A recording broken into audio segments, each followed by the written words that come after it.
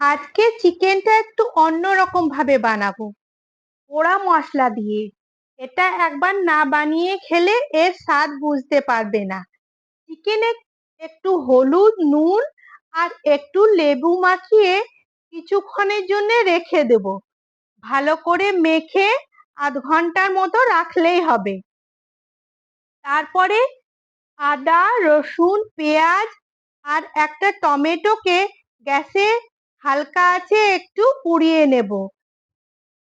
পোড়া হয়ে গেলে খোসাগুলো একটু করে ছাড়িয়ে নেব। ভালো করে খোসাগুলো ছাড়িয়ে নিয়ে তারপর শুকনো লঙ্কা আর কাঁচা লঙ্কা দিয়ে একটা পেস্ট বানিয়ে নেব। কড়াইয়ে তেল দিয়ে জিরে আর তেজপাতা ফোড়ন দিয়ে পেঁয়াজ কুচিটা দিয়ে দেব।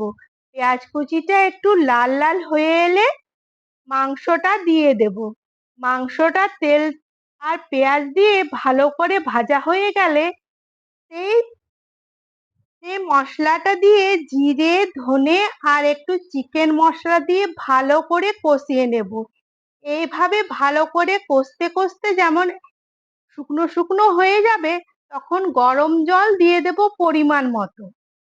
তারপর ভালো করে আস্তে আস্তে আস্তে ফুটে উঠলে রেডি হয়ে যাবে আমাদের সেই চিকেন রেসিপি। গরম ভাতের সাথে এই চিকেনটা কিন্তু দারুণ লাগলো খেতে।